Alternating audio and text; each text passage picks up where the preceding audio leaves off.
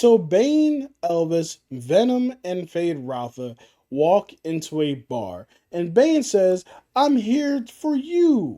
The people. Around on me." Venom says, "We are Venom." Feyd Rautha says, "Make sure it has the spice in it. Give me some spice on the rocks." And Elvis says, "You looking for trouble? I'll have what he's having, baby." That was my Elvis impression. I'm sorry. I don't know where that came from. But anyway, The Bikeriders is a movie about the rise and kind of fall of a motorcycle club called the Vandals. It's through the eyes of Jodie Comer, whose character's name is Kathy. And essentially, Kathy is talking to someone who wants to chronicle the rise and fall of the motorcycle club. This person actually used to be a part of the club, or not necessarily a part, but was studying them while he was in college. And he's just come back to kind of fill in those gaps. What I really liked about this movie were the performances. Tom Hardy, Austin Butler, and Jodie Comer especially are all phenomenal in this film, as is Michael Shannon. He's great in the limited role that he has. What I really appreciated about the story is that they made these motorcycle club members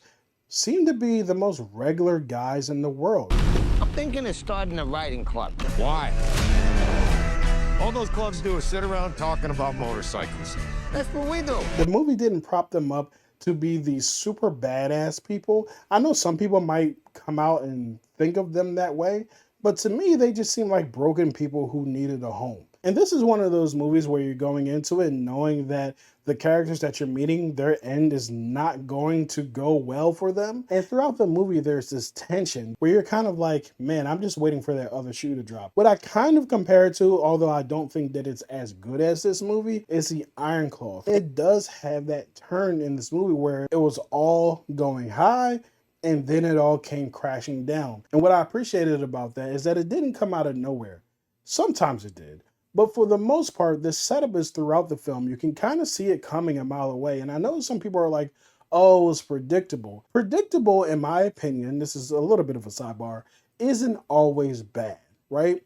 It doesn't matter if you know you're getting something, if the thing that you're getting is executed well, right? If the souffle tastes exactly how you expect a souffle to taste, and that souffle tastes good, no one's like, oh, this taste was predictable. It was like, no, this tastes good. This is exactly what I was expecting. This is exactly what I was wanting. Look at those.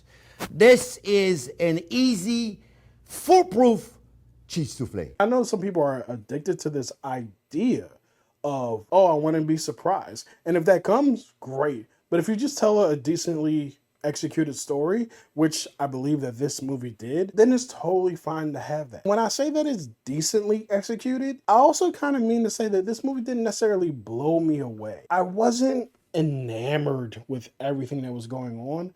Honestly, I had quite a few strong. I had some problems with the way the movie was structured. For large swaths of this film, characters just kind of disappear, and the next time you see them, they're either dead or they're moved on with their lives. The characters that I'm referencing, they're kind of made to be big deals within the club, and then they're just gone. At some point in the third act of this film, Michael Shannon's character just kind of disappears. It got to the point where I was like, did he die? Where does he go? And they tell you what happens at the end of the film, and you're kind of like, oh, okay, so that's it. So I do wish the story kind of kept the group together a little bit, because I felt like everybody was so spread thin. Now, what this film does really good is show that arc of the fall of this club. It's a really interesting commentary on how things are valued over time. As younger people come into the club and the club continues to grow, the same values that Johnny and Benny instilled are kind of lost because of the different types of people that they allow to be a part of them. Johnny spends the majority of this movie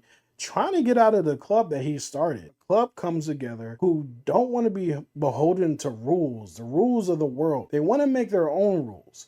But when their own rules, the people who are coming after them don't value, and they want to make their own rules instead of following the rules that the club had set for itself, it kind of becomes a self-fulfilling prophecy where something that was built on lawlessness becomes lawless in and of itself. I think that it's a really interesting story in that right. So at the end of the day, I think I would say this film is a good time at the movies. It's not a must-see film, nor is it terrible at all. It's a solid film. You could even wait for streaming for it if you really wanted to. However, go out and support the movies, especially if this is something that you're interested in. You might love it way more than I do. So let me know what you guys think about this film in the comments, and I'll talk to you guys next time.